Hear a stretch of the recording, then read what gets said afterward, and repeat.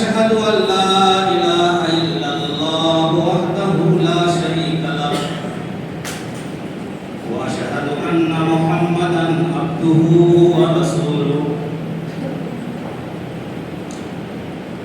أعوذ بالله من الشيطان الرجيم يا أيها الذين آمنوا اتقوا الله حق تقاته ولا تموتن إلا وأنتم مسلمون يا أيها الناس اتقوا ربكم الذي خلقكم من نفس واحدة وخلق منها زوجها وبث منهما رجالا كثيرا ونساء واتقوا الله الذي تساءلون به والأرحام إن الله كان عليكم رقيبا يا أيها الذين آمنوا اتقوا الله وقولوا قولا سديدا يصلح لكم أعمالكم ويغفر لكم ذنوبكم ومن يطع الله ورسوله فقد فاز فوزا عظيما أما بعد فإن خير الحديث كتاب الله وخير الهدي هدي محمد صلى الله عليه وسلم وشر الأمور محدثاتها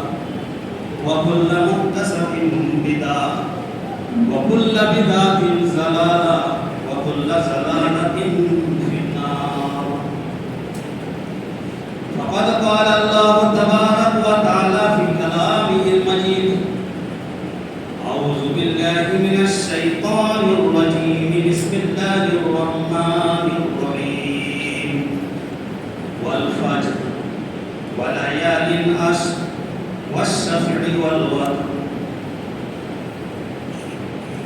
وقال الله تبارك وتعالى في موضع آخر بسم الله الرحمن الرحيم إنا أعطيناك الكوثر فصل لربك وانحر إن شانئك هو الأبتر رب اشرح لي صدري ويسر لي أمري واحلل عقدة من لساني يفقهوا قولي رب زدني علما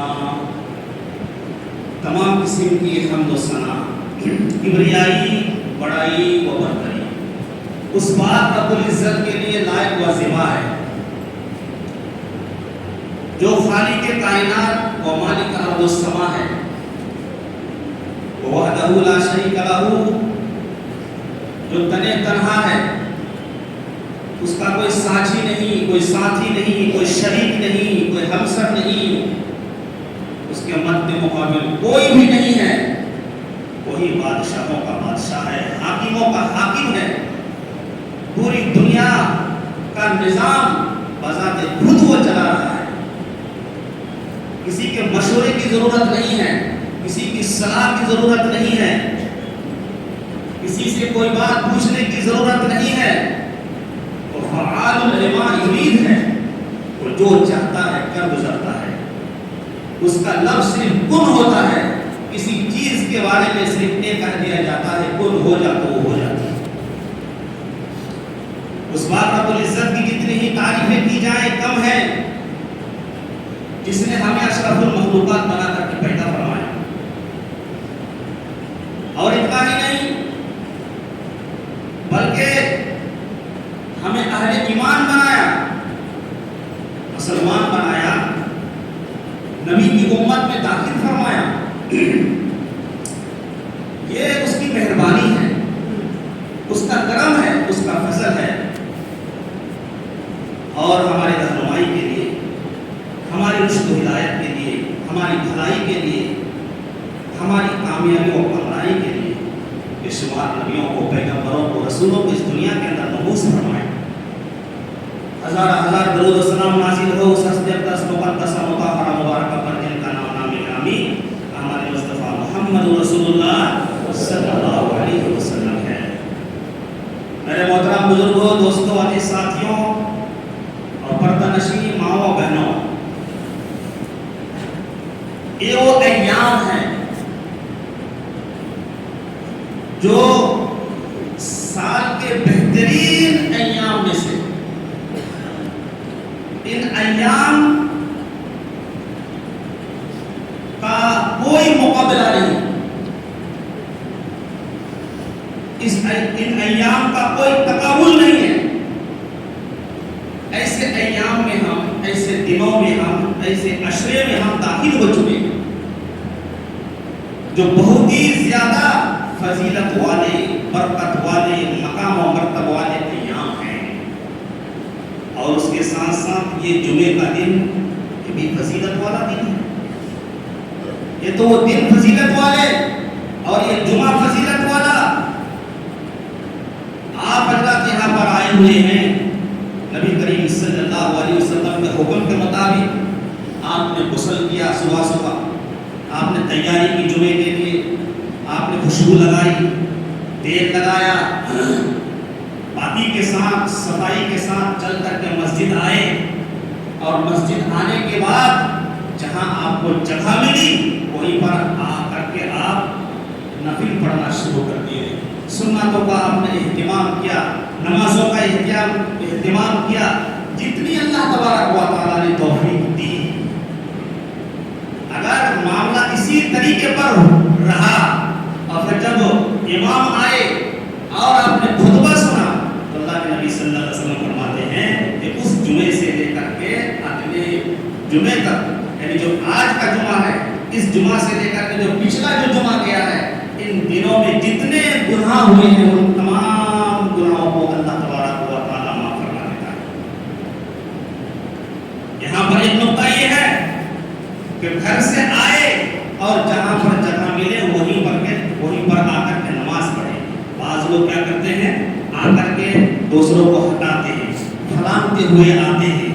اور لوگوں کی دلیل یہ ہے کہ جب خطبہ شروع ہو جائے اس وقت یہ ممانعت ہے کہ لوگوں کو پھلانتے ہوئے نہیں جانا چاہیے، بلکہ ایسا نہیں ہے، بلکہ شروع سے ہی یہ حکم لاگو ہے. اور اللہ کے نبی کی حدیث صراحت کے ساتھ یہ بتاتی ہے کہ دونوں کے درمیان پھلانتے ہوئے نہ جائے، جہاں پر جگہ ملے وہیں پر بیٹھ جائے. ہاں اگر دونوں کے بیچ میں راستہ کشادہ ہے تو آ سکتا ہے. اور وہ لوگ تو پہلے آئے ہوئے ہیں ان کو بھی چاہیے کہ جگہ نہ چھوڑیں، مل کر کے بیٹھیں، ان کے لیے بھی ضروری ہے. تو میرے پیارے ساتھیوں، تو آپ ہٹاتے ہوئے اگر آئیں گے خطبے کے دوران ہو یا خطبے سے پہلے، دو آدمیوں کے اوپر سے پھلانتے ہوئے آئیں گے، لوگوں کو تکلیف دیں گے تو مناسب نہیں ہے اور آپ کا ثواب ضائع ہو جائے گا. تو کہنے کا مطلب یہ ہے کہ یہ ذی الحجہ کا عشرہ چل رہا ہے، عشرہ اولا، اس کی بڑی فضیلت ہے.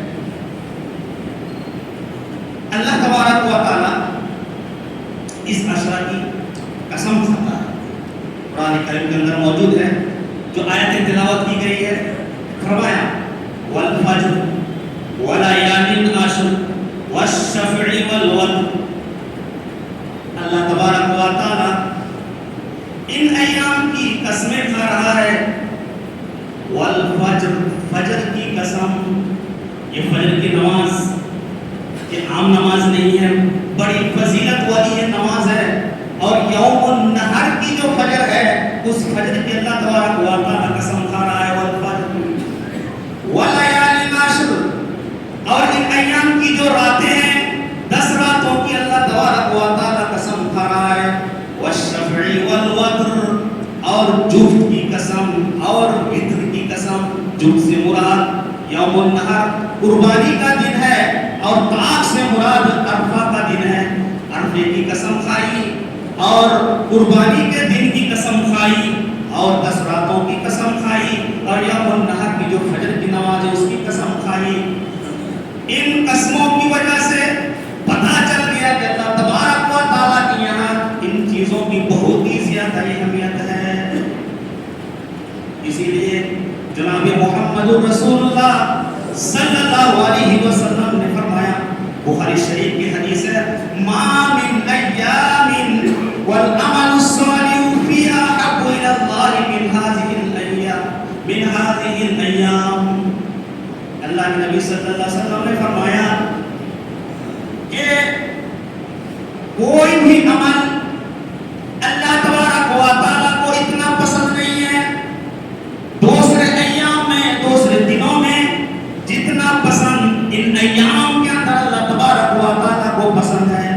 پورے سال میں سب سے زیادہ پسندیدہ جو عمل ہے جو انسان کرتا ہے ان دنوں کا عمل ہوتا ہے جو اللہ کو بہت ہی زیادہ محبوب اور پسندیدہ ہے. آپ اگر ان ایام میں نماز پڑھیں گے تو دیگر ایام میں نماز پڑھنے سے بھی زیادہ آپ کو فضیلت حاصل ہوگی, زیادہ ثواب ملے گا. ان ایام میں آپ روزہ رکھیں گے دیگر ایام سے بھی زیادہ آپ کو ثواب ملے گا. ان ایام کے اندر اگر آپ صدقہ خیرات کریں گے تو دیگر ایام میں آپ اگر صدقہ خیرات کریں گے تو اتنا ثواب نہیں ملے گا جتنا ثواب ان ایام کے اندر آپ کو حاصل ہوگا. آپ دوسرے ایام میں ذکر و اذکار کریں گے, تسبیحات کریں گے, تلاوت قرآن کریم کریں گے تو اتنی فضیلت آپ کو حاصل نہیں ہو سکتی ہے جتنی فضیلت ان ایام کے اندر آپ کو حاصل ہوگی. اسی لیے صحابہ کرام نے فرمایا کہ اللہ کے رسول کیا جہاد فی سبیل اللہ بھی اس کے مقابلے میں نہیں ہے؟ جہاد فی سبیل اللہ جو لوگ جہاد کے لیے جاتے ہیں ان کو بھی یہ مرتبہ نہیں مل سکتا ہے کیا؟ تو اللہ کے نبی صلی اللہ علیہ وسلم نے فرمایا نہیں, جو انسان جہاد کے اندر جاتا ہے اس کو بھی اتنی بڑی فضیلت نہیں ملے گی جتنی فضیلت ان ایام میں عمل کر کے ایک انسان کو مل سکتی ہے. لیکن وہ جہاد میں اگر جاتا ہے وہ اپنا سر کٹا دیتا ہے, اپنی جان اور مال لے کر کے جہاد میں جاتا ہے, پھر اگر وہ واپس نہیں آتا گھر میں اس کی تو اور بات ہے. لیکن عام جہاد کی فضیلت بھی اس کے مقابلے میں کچھ نہیں ہے. تو پتہ یہ چلا کہ ان ایام کی کتنی بڑی فضیلت ہے. ایک انسان اللہ کے لیے, اللہ کی قربت کے لیے, اللہ کی رضا جوئی کے لیے, اعلی کلمت اللہ کے لیے اپنا سر کٹا دیتا ہے, اپنی جان دے دیتا ہے. اس سے بڑھ کر کیا چیز ہو سکتی ہے؟ لیکن اللہ کے نہیں فرماتے کہ ان ایام میں سب سے محبوب عمل ہے اللہ تبارک و تعالیٰ کے یہاں جو دوسرے ایام میں نہیں اور یہاں تک کہ جہاد میں بھی نہیں. ان ایام میں روزوں کی جتنی فضیلت ہے اللہ کے نبی صلی اللہ علیہ وسلم بیان فرماتے ہیں کہ جس نے 1 سے لے کر کے 9 تک, 9 ذی الحجہ تک, 1 سے لے کر کے 9 ذی الحجہ تک روزے رکھ لیے, ان روزوں کا ثواب یہ ہے کہ 9 سال کے گناہ آپ کے معاف ہو جائیں گے. اور ان میں ایک عرفہ کا دن بھی ہے, 9 ذی الحجہ, عرفہ کا روزہ 1 ہے.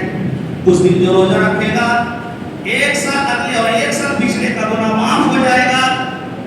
یہ ان ایام کی فضیلت ہے کہ روزوں کی وجہ سے انسان کے گناہ معاف ہو رہے ہیں.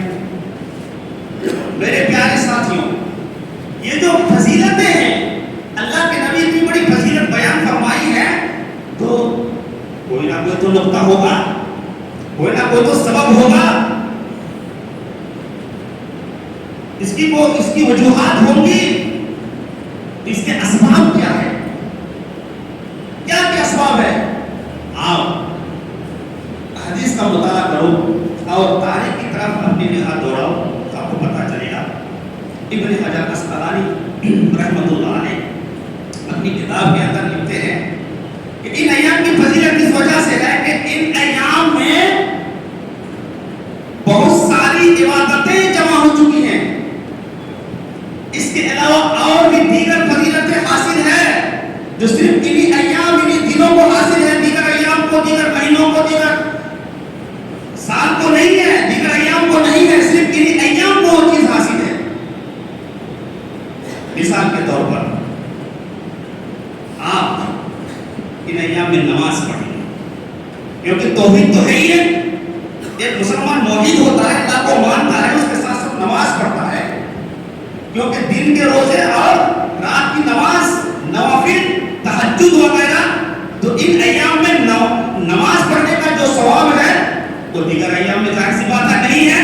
تو سب سے پہلی جو فضیلت ہے وہ نماز کی فضیلت ہے کہ نماز کے ذریعے سے اللہ تبارک و تعالیٰ کی رضا جوئی حاصل ہو جاتی ہے اور اتنے ثواب حاصل ہوتے ہیں, اتنی فضیلت حاصل ہوتی ہے کہ کسی کو ہم عمان میں نہیں. پہلی خصوصیت, پہلا سبب نماز ہے اور دوسرا سبب کیا ہے؟ دوسرا سبب روزے ہیں. ان ایام میں روزے ہیں. دیگر ایام میں رمضان کے علاوہ مسلسل روزے نہیں ہیں, لیکن ان ایام میں 1 سے لے کر کے 9 تک روزے ہیں مسلسل لگاتار. تو روزوں کی وجہ سے ایک ایک تو یہ فضیلت حاصل ہوئی، ایک دوسرا سبب ہے، دوسری خصوصیت ہے، اور تیسری خصوصیت کیا ہے؟ انہی ایام کے اندر حج بھی ہے، حج کے ارکان پورے کیے جاتے ہیں، یہ بھی بہت بڑی عبادت ہے، حج ان ایام میں شامل ہے۔ اس کے ساتھ ساتھ چوتھی خصوصیت کیا ہے؟ قربانی ہے، انہی ایام کے اندر قربانی ہم کرتے ہیں، جانور قربان کرتے ہیں، وہ بھی ایک عبادت ہے، یہ بھی ایک عبادت ہے۔ اور اس خصوصیت کی وجہ سے اللہ تبارک و تعالیٰ نے ان ایام کو فضیلت عطا فرمائی۔ اور پانچویں خصوصیت کیا ہے؟ ان ایام کی اللہ تبارک و تعالیٰ نے قسمیں کھائی ہیں، قسمیں کھا کر کے اللہ تبارک و تعالیٰ نے بتایا، تو پتہ یہ چلا معمولی چیز کی قسم نہیں کھائی جاتی، اللہ کی نگاہ میں جو بہت ہی زیادہ مقام و مرتبہ والی چیز ہوتی ہے اس چیز کی قسم کھائی جاتی ہے۔ تو راتوں کو بھی قسم کھائی، فجر کی بھی قسم کھائی، یوم النحر کی بھی قسم کھائی، ان ایام کی قسم کھا کر اللہ تبارک و تعالیٰ نے بتلایا، تو پتہ یہ چلا کہ قسم کی وجہ سے ان ایام کی اہمیت بہت ہی زیادہ بڑھ چکی ہے۔ پانچویں خصوصیت کیا ہے؟ چھٹی خصوصیت، پانچویں تو ہو گئی، ان ایام میں تکبیرات ہیں، اللہ اکبر اللہ اکبر لا الہ الا اللہ، اللہ اکبر وللہ الحمد۔ دیگر ایام میں تکبیرات نہیں ہیں، ان ایام میں کثرت کے ساتھ تکبیرات کہنے کے لیے کہا گیا ہے، پڑھنے کے لیے کہا گیا ہے۔ اسی طریقے پر ساتویں خصوصیت کیا ہے، سبب کیا ہے؟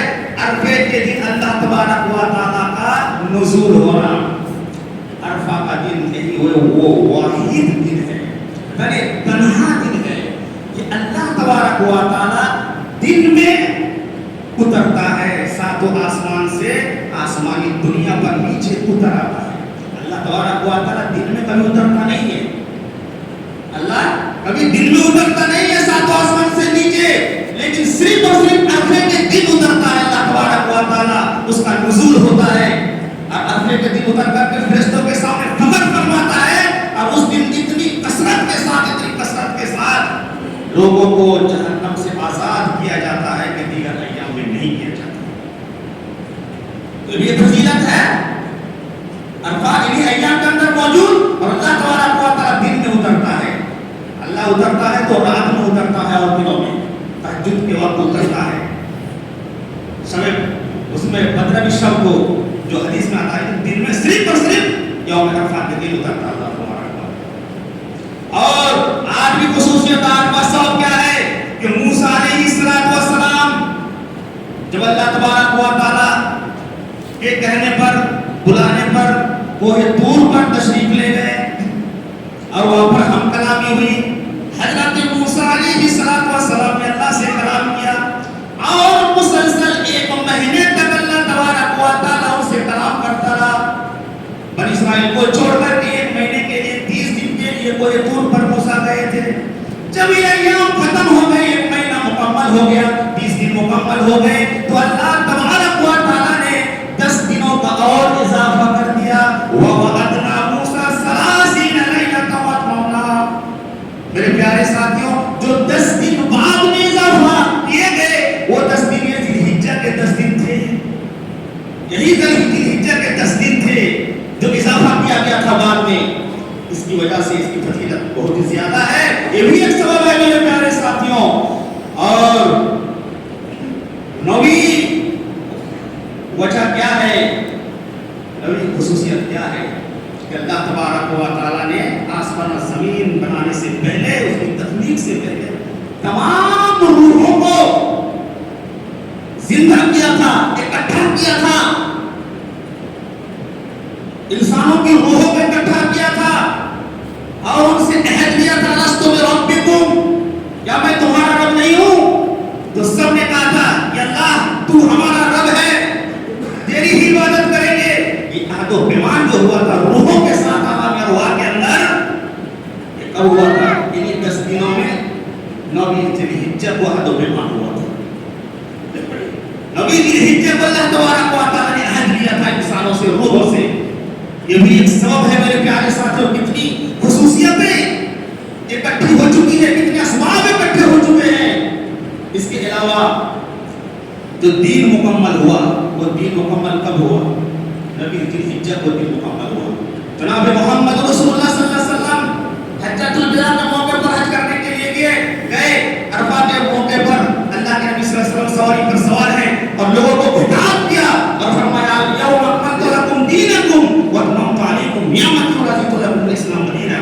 آج تمہارے دین کو اللہ تبارک و تعالی نے مکمل کر دیا اور اسلام کو چن لیا تمہارے لیے. تو دین جو مکمل ہوا وہ انہی ایام کے اندر مکمل ہوا. نبی یہودی کہتے ہیں حضرت عمر فاروق رضی اللہ تعالیٰ عنہ سے کہتے تھے کہ تمہارے نزدیک اس دن کی کوئی اہمیت نہیں ہے کیونکہ تمہارا دین اس دن میں مکمل ہوا. نبی دن جب اگر ہمارے یہاں مکمل ہوتا اس دن کو تو ہم بطور عید کے مناتے, اس دن کو ہم عید مناتے ہر سال. تو پتہ چلا دین مکمل جو ہونا نہیں ہے ایام کے اندر مکمل ہوا میرے پیارے ساتھیوں. اور گیارہویں وجہ کیا ہے؟ گیارہویں وجہ یہ ہے کہ ان دنوں میں آپ اگر صدقہ کریں گے, نفلی صدقہ کریں گے تو دیگر ایام میں وہ فضیلت حاصل نہیں ہوگی, وہ ثواب حاصل نہیں ہوگا, وہ نیکی حاصل نہیں ہوگی. جتنی نیکیاں, جتنا ثواب, جتنی فضیلتیں ان ایام میں صدقہ کر کے ایک انسان حاصل کر سکتا ہے اتنی فضیلت کسی اور دن میں. اسی لیے ان ایام کی اہمیت بہت ہی زیادہ ہے. میرے پیارے ساتھیوں, یہ تمام کی تمام فضیلتیں ایک طرف ہے, ان فضیلتوں کا ثمرہ, ان فضیلتوں کا منبع اور سرچشمہ, ان فضیلتوں کا تعلق براہ راست حضرت ابراہیم علیہ السلام سے ہے, ان کے کردار سے ہے, ان کی سیرت سے ہے. ان ایام میں آپ کو کیا کرنا ہے؟ ان ایام میں آپ کو روزے رکھنے ہیں, ان ایام میں آپ کو تسبیحات, تحلیلات, تمہیدات اور دیگر ذکر اذکار میں مصروف ہونا ہے. ان ایام میں آپ کو نہ بال نہیں کاٹنا, ناخن نہیں کاٹنا, مونچھ نہیں کترنا ہے. آپ کو ان چیزوں کا خیال رکھنا ہے اور زیادہ سے زیادہ نیک عمل کرتے رہنا ہے. تلاوت قرآن کریم, دیگر ذکر اذکار, تسبیحات, تحلیلات اور روزوں کے ساتھ ساتھ رات کی نمازیں ہیں, نوافل ہیں, ان عبادتوں میں آپ کو مصروف رہنا ہے. تبھی جا کر کے اس کی فضیلتیں حاصل ہو سکتی ہیں.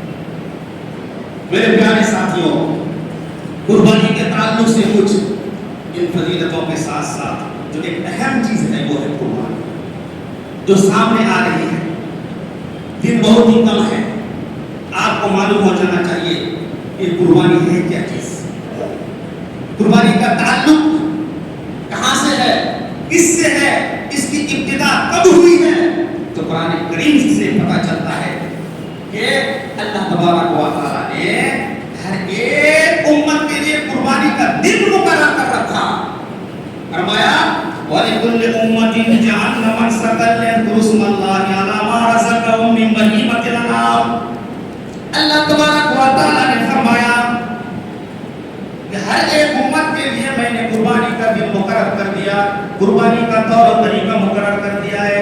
الگ الگ قوم کے سامنے, الگ الگ قوم کے لیے اللہ تبارک و تعالی نے قربانی کا دن مقرر کیا تھا, طور و طریقہ مقرر کر دیا تھا.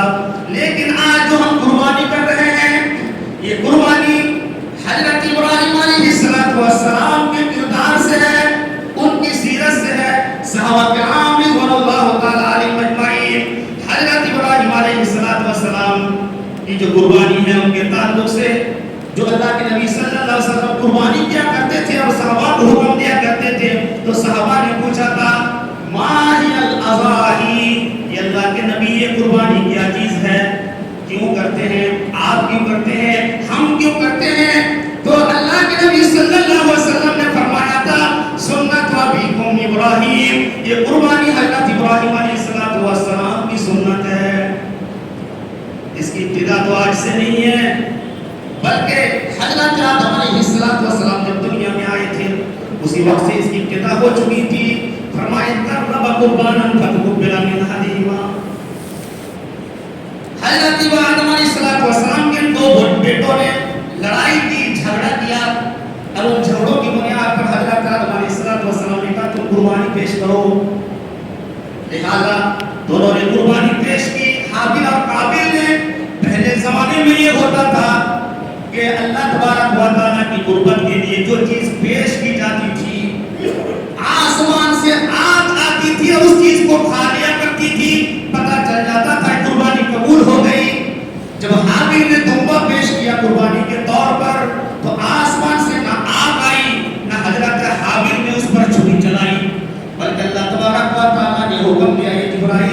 اس دمبے کو زمین سے اٹھا لو آسمان کی طرف، زمین سے آسمان کی طرف اس دمبے کو اٹھا لیا گیا، جنت کے اندر رکھ دیا گیا، اس کو جنت کے اندر چھوڑ دو، یہ کھائے گا پیے گا چلے گا، اس کو باقی رہنے دو۔ میرے پیارے ساتھیوں، تو اس وقت سے قربانی کی ابتدا ہو چکی۔ اب حضرت ابراہیم علیہ السلام کا زمانہ آیا، قومیں گزر چکی، اپنے اپنے طور طریقے پر قربانی وہ کرتی رہی۔ حضرت ابراہیم علیہ السلام کا زمانہ آیا، آپ سن چکے ہیں کہ حضرت ابراہیم علیہ السلام نے آخر عمر میں بیٹا مانگا تھا۔ حضرت اسماعیل علیہ السلام پیدا ہوئے تھے اور شیرخواری میں دودھ پیتا ہوا بچہ اور اپنی بیوی کو انہوں نے چھوڑ دیا تھا، مکہ میں بیاہ ہو گیا، بیان جنگل میں۔ لہذا کافی دنوں کے بعد حضرت ابراہیم علیہ السلام پھر واپس وہیں پر لوٹتے ہیں، وہاں پر آبادی ہو چکی تھی، بچہ بھی بڑا ہو چکا تھا۔ قرآن کریم کہتا ہے فلما بلغ معه السعي قال يا بني إني أرى في المنام أني أذبحك فانظر ماذا ترى۔ حضرت ابراہیم علیہ السلام آئے اور اللہ تبارک و تعالیٰ نے آخری آزمائش حضرت ابراہیم علیہ السلام سے لی۔ بچہ بڑا ہوا، 12-13 سال کا بچہ ہے، کھیلنے لگا، کودنے لگا، دوڑنے لگا، سہارا بنا۔ بڑی امید تھی یہ بچہ بڑا ہوگا، میرا مشن کو سمجھے گا، ذمہ داری لے گا، دعوت کو کام کو وہ آگے بڑھائے گا، بڑی تمنا ہے، بڑھاپا کے لیے سہارا ہے۔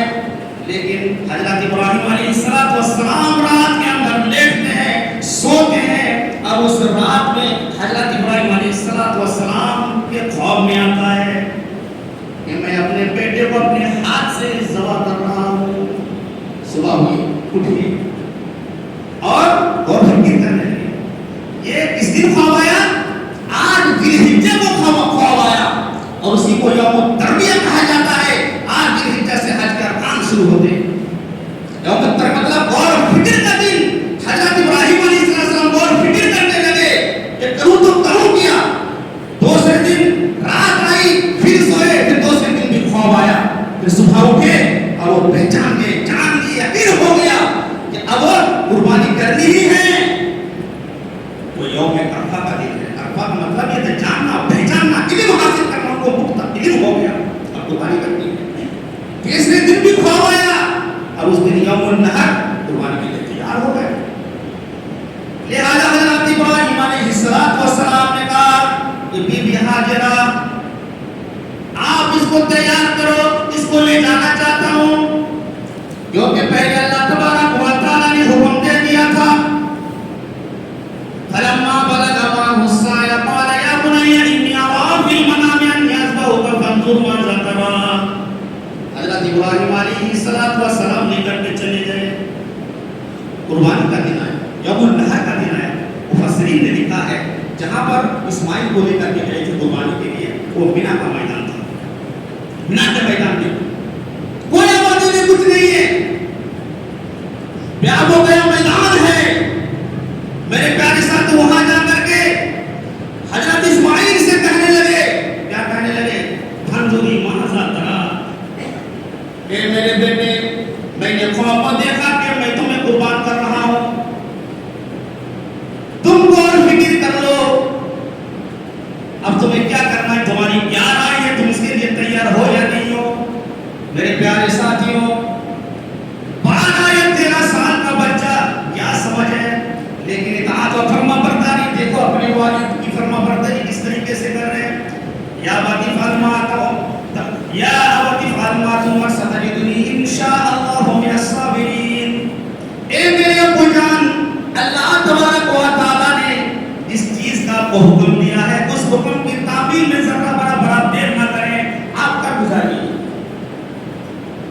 حضرت ابراہیم علیہ السلام تیار ہو گئے۔ اسماعیل نے کہا کہ میں صبر کروں گا، صبر کر لوگوں میں سے میں ہو جاؤں گا، آپ وہ حکم کی تعمیل کریں۔ میرے پیارے ساتھیوں، بہت ہی بڑی آزمائش تھی، کٹھن آزمائش تھی، بہت ہی بڑا امتحان تھا، اپنے بیٹے کو قربان کرنا اللہ تبارک و تعالیٰ کے لیے۔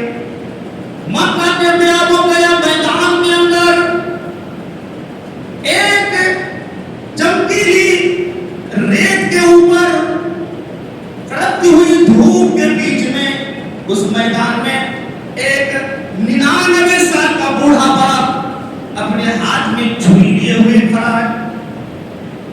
اس چھری کے نیچے 13 سال کا بچہ لیٹا ہوا ہے. قرآن کہتا ہے فلما اسلم وتلہ للجبین. حضرت ابراہیم علیہ السلام نے حضرت اسماعیل کو اپنے بیٹے کو پیشانی کے بل منہ کے بل لیٹا دیا اور وہ کھڑے ہیں چھری لے کر کے. ایک وہ ایسا واقعہ تھا کہ دنیا کی تاریخ نے اپنی نگاہ سے کبھی دیکھا اس سے پہلے, اور نہ ایسا واقعہ آئندہ کبھی پیش آنے والا ہے. اس واقعہ کو دیکھ کر کے یہ باپ اپنے بیٹے کو ذبح کر رہا ہے.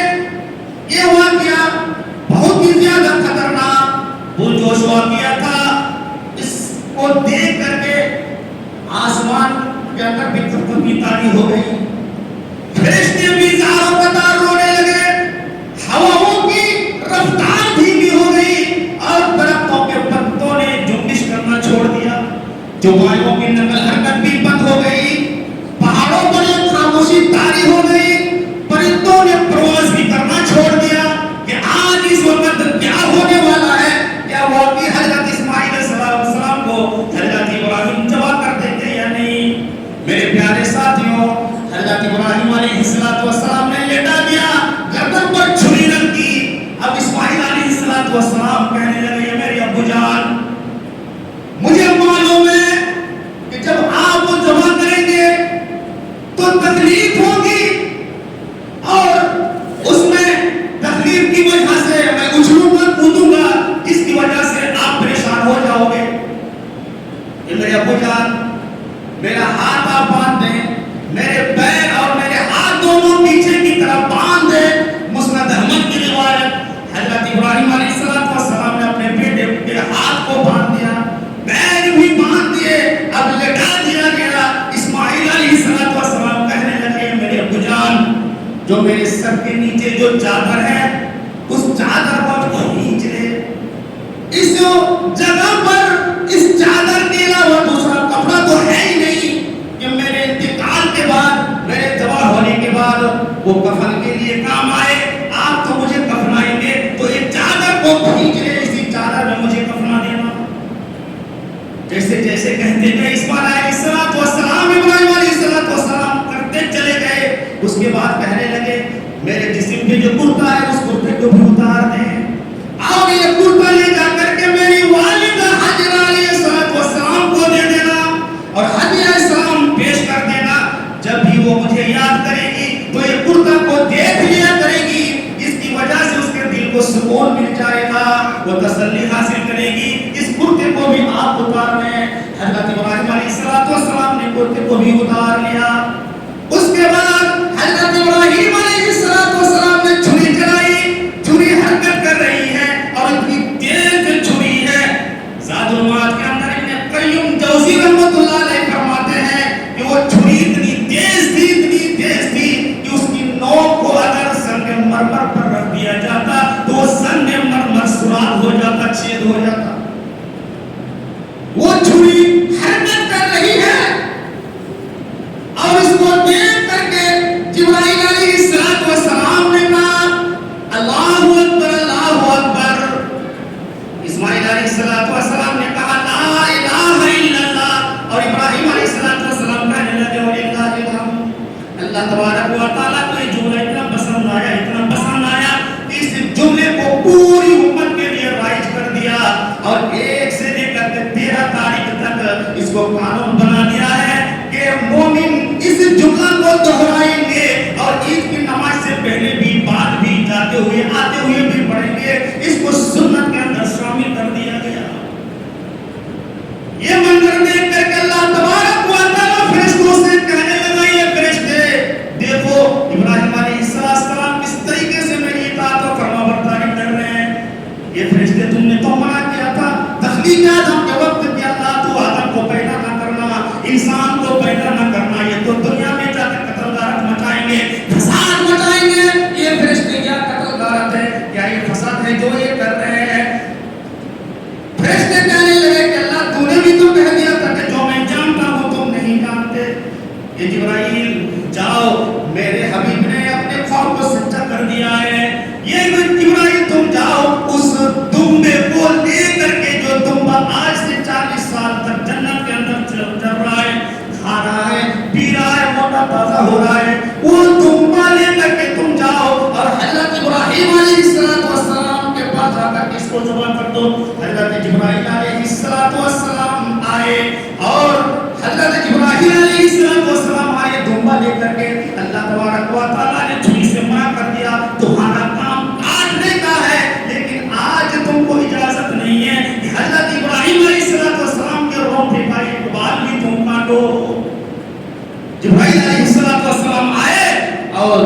ذبح کیا اور اللہ تبارک و تعالیٰ نے فرمایا وَنَادَيْنَاهُ أَن إِبْرَاهِيمُ قَدْ صَدَّقْتَ الرُّؤْيَا إِنَّا كَذَلِكَ نَجْزِي الْمُحْسِنِينَ۔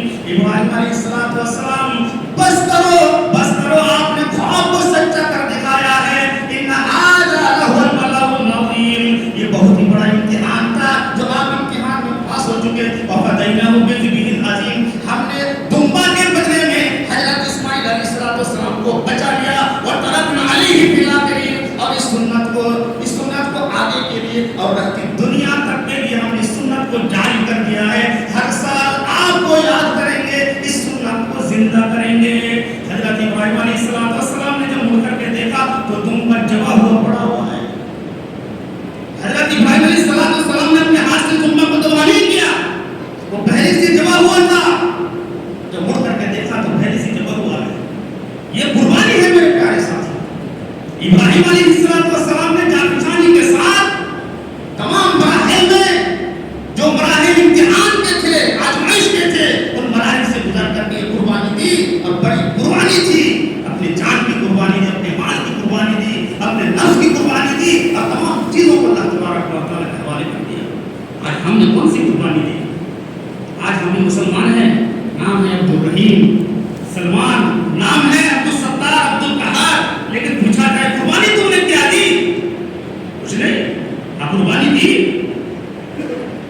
بقرہ عید میں بکری قربانی کر کے پوری کی پوری رات ہم سمجھیاں بھیج دیتے ہیں، پورا بکرا ہم داماد کو دے دیتے، بھجوا دیتے ہیں رشتے داروں کے یہاں، یہ ہمارے یہاں قربانی ہے۔ لیکن اپنے نفس کی قربانی کہاں دی ہم نے؟ میرے پیارے ساتھیوں، یہ قربانی ثواب والا کام ہے یہ، اور اللہ تبارک و تعالیٰ نے فرما دیا کہ یہ قربت سے ہے اور میری نزدیکی حاصل کرنے کے اہم ذریعہ ہے۔ اور یہ قربانی ہر امیر کے لیے، ہر غریب کے لیے، ہر ایک کے لیے یکساں ہے۔ اگر کوئی غریب قربانی دینا چاہے تو وہ دے سکتا ہے۔ اب تانا نہیں دیں گے، بعض لوگ تانا دیتے ہیں، تم تو کرائے پہ رہتے ہو، تم تو غریب ہو، تمہارے پاس تو کچھ نہیں، تم قربانی میں جانور کیوں لائے؟ تمہارے لیے تو وجب نہیں۔ اگر خواہش اگر ہو رہی ہے، تمنا ہے، تو وہ بھی اللہ کی نزدیکی حاصل کر سکتا ہے، قربان کر سکتا ہے۔ وہ کہتا نہیں میرے پاس کچھ نہیں ہے، میں قرضہ لے لوں گا، تو بھی کر سکتا ہے قرضہ لے کر کے۔ نہیں، اب اس میں جھگڑا چل رہا ہے، قرضہ لے کے قربانی ہوگی یا نہیں ہوگی، بے فالتو کے بحث ہو رہا ہے، بحث وبا سے چل رہا ہے کہ ہاں ہم قربانی کر رہے ہیں جانور، اور وہاں پر تو سواری جو بنے گی، جو جانور سواری بنے گا وہ چھوٹا ہوگا بڑا ہوگا، تو بکرا ہم چھوٹا بکرا ہمارا ہوتا ہے تو چھوٹے بکرے کے اوپر ہم کیسے چڑھیں گے، دوسرا ہم کیسے پار ہوں گے؟ یہ تمام چیزیں بحث میت کی طرف سے کتنی قربانی ہونی چاہیے، جائز ہے یا نہیں ہے، یہ وہ تمام بحث و مباحثہ ایک طرف چل رہا ہے، لڑائی جھگڑا۔ لیکن ان سے اگر پوچھا جائے کہ تم نے فجر کی نماز پڑھی ہے؟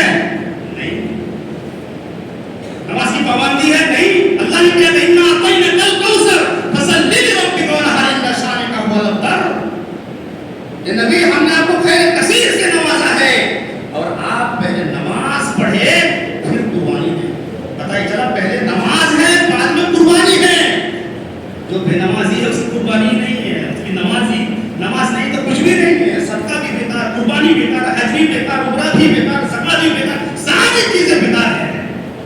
پہلے نماز پڑھو میرے پیارے ساتھی، اس کے بعد تو اگر کوئی قرضہ لے کر قربانی دینا چاہے تو دے سکتا ہے، روکا نہیں جائے گا۔ حدیث موجود ہے حضرت عائشہ رضی اللہ تعالیٰ عنہا کی، اللہ کے نبی نے کہا کہ قرضہ لے کے کر دو، بات ختم ہو گئی۔ ہاں، اور اگر کوئی قربانی نہ دے تو پھر گناہ بھی نہیں ہے، تاکید ضرور ہے، وعید نہیں ہے کہ اگر قربانی نہیں کر رہا کوئی تو گناہ ہوگا، سزا ہوگی، جہنم، ایسا کچھ نہیں ہے۔ حدیث سے موجود ہے حضرت ابوبکر صدیق رضی اللہ تعالیٰ عنہ نے کئی سال قربانی نہیں کی، عمر رضی اللہ تعالیٰ عنہ نے کئی سال قربانی نہیں کی، ابو مسعود انصاری رضی اللہ تعالیٰ عنہ نے کئی سال قربانی نہیں کی۔ وہ اس دین کو سمجھتے تھے قربانی اگر نہیں کرے گناہ نہیں ہے، لیکن قربانی کرنی چاہیے، ثواب کا کام ہے، وعید ضرور ہے کہ صاحب حیثیت قربانی ضرور کرے، یہ سنت کا موقع ہے۔ میرے پیارے ساتھیوں، تو کہنے کا مطلب یہ ہے قربانی ہو، عبادت ہو، کچھ بھی ہو، ہم خالص اللہ تبارک و تعالیٰ کے لیے کریں۔ قربانی سے پہلے اپنے نفس کی قربانی دیں، اطاعت اور فرمانبرداری مکمل کریں، رواداری کریں، اور ان ایام کی جو فضیلتیں ہیں ان فضیلتوں کو بھی حاصل کریں، صلہ رحمی کریں، ہمدردی کریں، اور قربانی کے موقع پر بھائی چارہ کا مظاہرہ کریں۔ یہ مومنین کا کام ہے، مسلمانوں کا کام ہے،